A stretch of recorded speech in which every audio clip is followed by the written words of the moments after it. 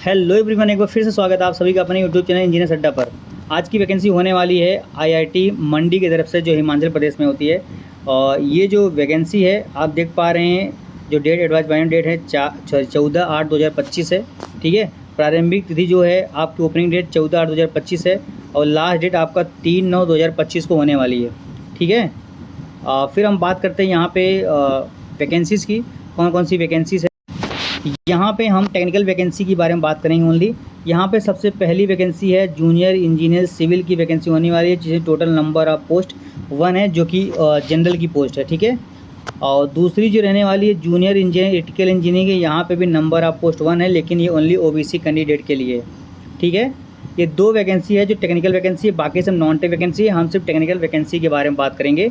अब हम आगे बात करते हैं इसकी एलिजिबिलिटी क्या क्राइटेरिया क्या चीज़ है। ठीक है, हम एसेंशियल क्वालिफिकेशन की बात करेंगे। जूनियर इंजीनियर पोस्ट के लिए जो एसेंशियल क्वालिफिकेशन है ये रहने वाली है, इसमें जो दिया हुआ है सबसे पहले दिया है bachelor degree in civil engineering और diploma in civil engineering 3 year duration.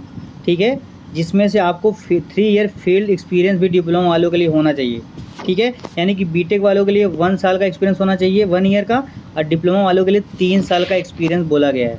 ठीक है, बाकी नॉलेज अब क्या है चीज़ें ये देख लो। एक्सपीरियंस क्या है कि working experience in A technical institute with a strong background in planning and managing architectural and construction projects, site execution and quality control, handling of relevant software.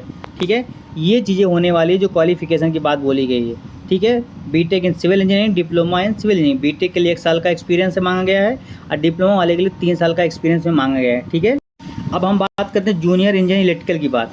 Junior engineer electrical में भी same चीज़ें हैं, बस आपको वहाँ पे civil की जगह यहाँ पे इलेक्ट्रिकल हो जाएगा।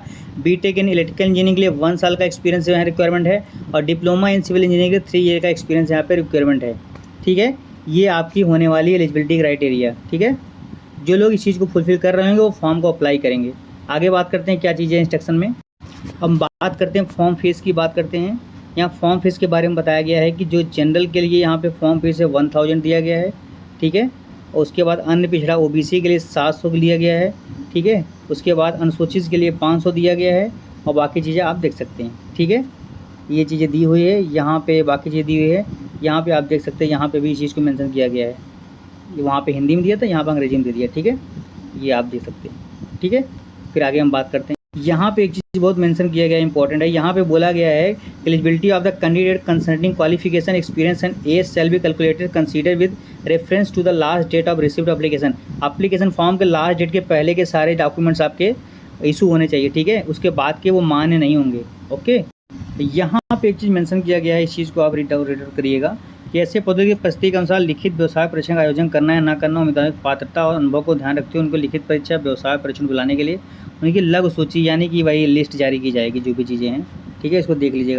यहाँ पे भी कैसे शॉर्ट लिस्टिंग में क्या चीज़ें यहाँ पे देखिए, यहाँ पे प्रॉपर दिया गया है, इसको आप रीड आउट कर लीजिएगा।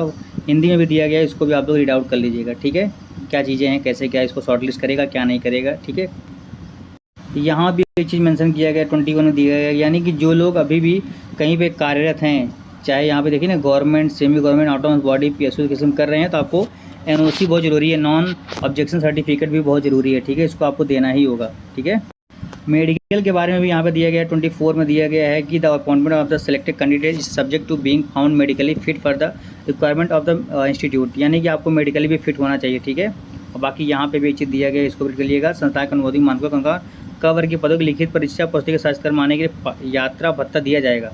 ठीक है, आपको ट्रैवलिंग अलाउंस भी दिया जाएगा। ठीक है, किस पद के लिए, जो ए ग्रुप की है।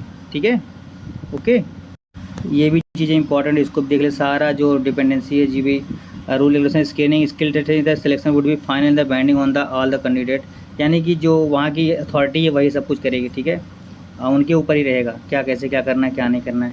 मेजर यही टॉपिक थे जिससे बात करने थे। ठीक है, बाकी जो यहाँ पे 36 नंबर तक आपको पॉइंट दिए गए हैं, इसको आप प्रॉपर नोटिफिकेशन में पढ़ लीजिएगा। ठीक है, बाकी मेजर पॉइंट मैंने आपसे बात कर ही लिया है, बाकी डिटेल के लिए आप जितने भी पॉइंट दिए हुए हैं सबको रीड आउट कर लीजिए। ठीक है, बाकी मिलते हैं नेक्स्ट वीडियो में नेक्स्ट अपडेट के साथ, फिर मिलते हैं। ठीक, हाँ, आप लोग सब्सक्राइब करिए, सपोर्ट करिए, शेयर कीजिए please. Okay, thank you so much to all of you.